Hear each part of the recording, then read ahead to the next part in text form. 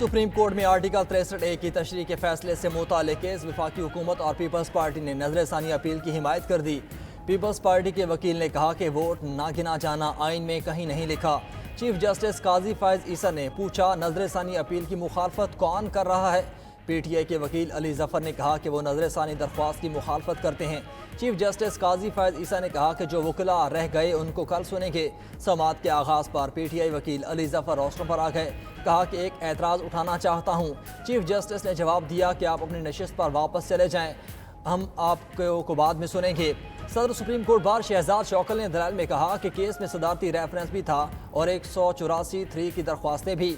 Chief justice ने remarks दिए, सदारती reference पर सिर्फ राय दी जा सकती है, फैसला नहीं। सदारती रेफरेंस पर दी राय पर अमल न हो तो सदर के खिलाफ तौहीन की कार्रवाई तो नहीं हो सकती।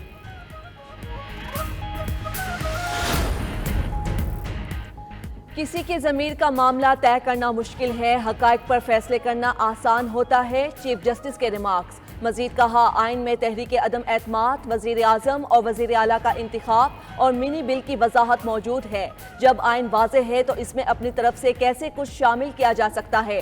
फैसले में कहाँ लिखा है वोट ना गिने जाने पर रुकन ना अहल होगा? फैसला तो इस मामले को जमात के सरबराह पर छोड़ रहा है। जमात के सरबराह की मर्जी है कि चाहे तो ना अहल ना करे। जमात का सरबराह अगर डिक्लेरेशन ना अहली का भेजे ही ना तो क्या होगा? जिस पर शहजाद शौकत ने जवाब दिया कि फिर ये मामला खत्म हो जाएगा। Supreme court practice and procedure committee का इजलास, सीनियर तरीन जज जस्टिस मंसूर अली शाह की अदम शिरकत। दो अरकान चीफ जस्टिस काजी फैज ईसा और जस्टिस अमीनुद्दीन खान ने ही इजलास करके आर्टिकल 63 नजरसानी केस का नया लार्जर बेंच तश्कील दे दिया। जस्टिस मुनीब अख्तर की जगह जस्टिस नईम अख्तर को बेंच में शामिल किया गया। नजरसानी केस की समाअत के आगाज़ पर चीफ जस्टिस ने बताया कि कल अदालती हुक्म के बाद जस्टिस मुनीब को रजिस्ट्रार के जरिए बेंच में शामिल होने की दरख्वास्त की। जस्टिस मुनीब ने अपने पहले मौक़िफ़ को बरकरार रखा। उस पर जस्टिस मंसूर अली शाह को बेंच में शामिल करने की राय दी, मगर जस्टिस मंसूर ने कमेटी और बेंच में शामिल होने से इनकार किया। उसके बाद हमारे पास कोई और ऑप्शन नहीं बचा, जिस पर दूसरे बेंचेस को डिस्टर्ब किए बगैर जस्टिस नईम अख्तर को बेंच में शामिल किया। सुप्रीम कोर्ट में अब कुछ भी बंद दरवाजों के पीछे नहीं होता। आईनी तरमीम की जदोजहद मौजूदा चीफ जस्टिस के लिए नहीं कर रहा। चेयरमैन पीपल्स पार्टी बिलावल भुट्टो का बलोचिस्तान हाई कोर्ट बार से खिताब। बोले, हमारी अपोजिशन कहती है रिफॉर्म्स करें मगर जस्टिस फैज ईसा को नहीं लगाना। भाई हमें कोई एतराज़ नहीं, जैसे मर्जी लगाएं, मेरा नहीं आपका एजेंडा किसी खास शख्सियत के लिए हो सकता है। बिलावल भुट्टो मजीद बोले, अदालती सिस्टम में थोड़े नहीं बहुत मसाइल हैं। आप अपने ख़ानदान वालों और दोस्तों को जज बनाना चाहते हैं, बंद कमरे में बैठकर एक दूसरे से सेटिंग करते हैं। बराबर की नुमाइंदगी के लिए आईनी अदालत ज़रूरी है। चारों सूबों की नुमाइंदगी हो। आप चाहते हैं फैसले होते रहें और हम शिकायत भी ना करें। आप किसी वज़ीर आज़म को निकालें और हम चूं तक ना कर सकें। मुल्क के साथ किसी को खिलवाड़ करने की इजाज़त नहीं देंगे। फ्लोर क्रॉसिंग बंद करने के लिए 63A लाए, मगर हर रुकन पार्लियामेंट को मर्जी के मुताबिक वोट का हक है। फिर अगर वो पार्टी पॉलिसी पर नहीं तो दोबारा अवाम में जाए और अपना मुद्दा अवाम के सामने रखे।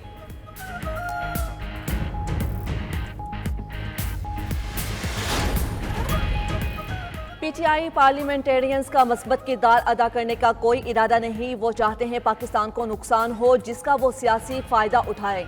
बिलावल भुट्टो की तनकीद। बोले, हमें मालूम नहीं था कि हुकूमत का आईनी तरमीम का इतना बड़ा एजेंडा है। हुकूमत चाहती थी आईनी तरमीम का मुसव्विदा काबीना से मंजूर करा के पार्लियामेंट में लाए। हम पहले आईनी तरमीम के मुसव्विदे पर इत्तिफाक राय चाहते थे। मौलाना फजलुर रहमान का भी उसूली मौक़िफ़ यही है। हम हुकूमत को आईनी अदालत से मुतल्लिक चार्टर ऑफ डेमोक्रेसी पर लेकर आए। किसी एक जज या चंद जजिस को एतराज़ है कि हमारी बारी में ऐसा क्यों हो रहा है। हम आईनी अदालत का आज से नहीं मुशर्रफ राज से कह रहे हैं। हमने कहा जजिस की तयनाती हुकूमत नहीं पार्लिमान को करनी चाहिए।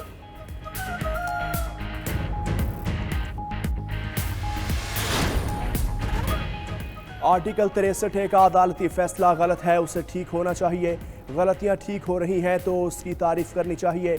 नायब वज़ीर आज़म इसहाक़ डार कहते हैं, आईनी तरमीम के ज़रिए हम सिस्टम को मजबूत कर रहे हैं। बानी PTI 9 मई ना कराते तो उनसे बात हो सकती थी। आईनी तरमीम से मुतालिक मौलाना ने वक्त मांगा, उसलिए बहस रोक दी। हमारा 1 पेज एजेंडा पाकिस्तान को मुश्किलात से निकालना है।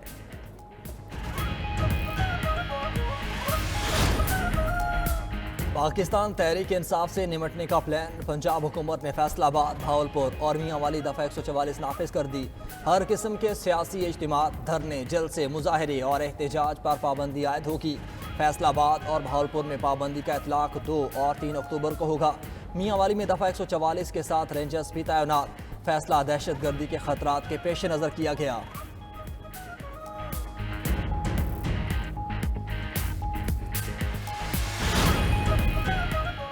इस्लामाबाद में तोड़फोड़ का केस। एटीसी ने पीटीआई रहनुमा जरताज गुल और आमिर मुगल की जमानत कबल अज गिरफ्तारी में 14 अक्टूबर तक तौसीह कर दी। दोनों की हाजिरी से इस्तस्ना की दरखास्तें मंजूर। अदालत ने अली बुखारी की जमानत में तौसीक भी कर दी।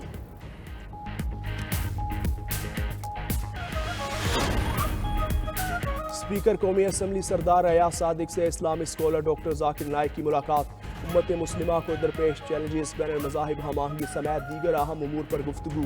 डॉक्टर जाकिर नाइक ने इत्तेहाद, बैन मुस्लिमीन और इस्लाम के हकीकी पैगाम को दुनिया में फैलाने के लिए पाकिस्तान के किरदार को सराहा।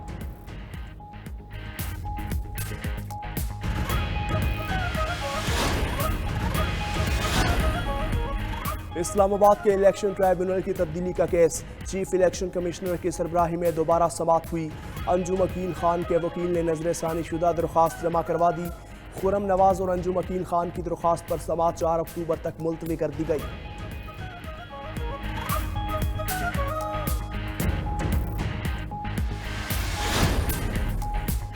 IMF की शराइत FBR के लिए मुश्किल ही नहीं, नामुमकिन होने लगी। रिकॉर्ड रेवेन्यू के बावजूद माली साल की पहली समाही का हदफ पूरा न हो सका। 96 अरब रुपए के शॉर्टफॉल का सामना। 3 माह में 2556 अरब जमा करने के बावजूद FBR टारगेट तक ना पहुंच सका। रवा माली साल का 12,970 अरब टारगेट का हसूल कैसे पूरा होगा, हुकाम ने सर पकड़ लिए। ज़राए के मुताबिक टैक्स चोरों के खिलाफ सख्त इक़दाम नागुज़िर हो चुके। बैंक अकाउंट्स मुंजमद, जायदाद और गाड़ियों की खरीदारी पर पाबंदी के फैसले पर फौरी अमल दरामद करना होगा। उधर FBR ने इनकम टैक्स गोशवारे जमा कराने के लिए 14 अक्टूबर तक की मोहलत दे दी।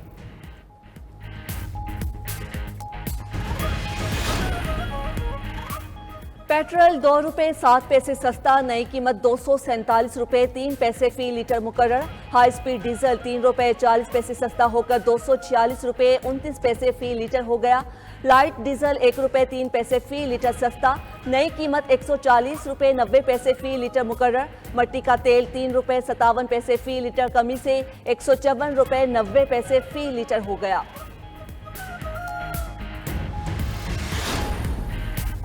स्पीकर कौमी असम्बली ने कौमी असम्बली और सेनेट के पार्लिमानी रहनुमाओं का अहम इजलास कल तलब कर लिया। तर्जुमान कौमी असम्बली के मुताबिक इन कैमरा इजलास में बलोचिस्तान और खैबर पख्तूनख्वा की सिक्योरिटी सूरत हाल पर ब्रीफिंग दी जाएगी।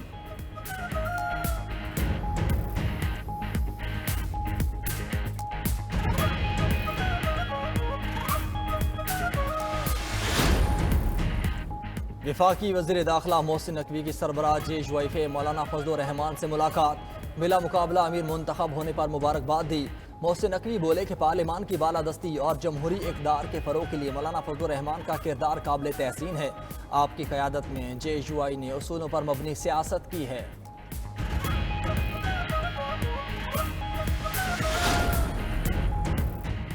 बुशरा बीबी को जेल में बेजा तंग किया जा रहा है। कैमरों के सामने तलाशी और रात को जगाकर जहनी अजियत दी जाती है। मुशीर इत्तलात KP बैरिस्टर सैफ का इल्ज़ाम। वज़ीर इत्तलात पंजाब अस्मा बुखारी ने रद्द अमल दिया। झूठ बोलना और सनसनीखेज खबरें बनवाना बुशरा बीबी का पुराना शौक है। उनको जेल में उनके शोहर की तरह B क्लास की सहूलियात हैं। वो अंडे खाएं, मुर्गी खाएं या यखनी पिलाओ, मरियम नवाज को कोई परवाह नहीं।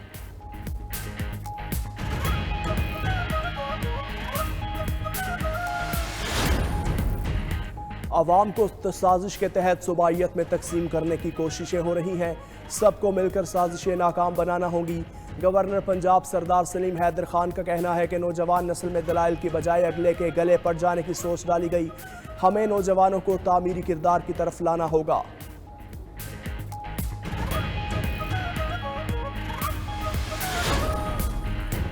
स्पीकर कौमी असम्बली सरदार अयाज सादिक से इस्लामी स्कॉलर डॉक्टर जाकिर नाइक की मुलाकात। उम्मत मुस्लिमा को दरपेश चैलेंजेस, बैनुल मज़हब हमआहंगी समेत दीगर अहम उमूर पर गुफ्तगू।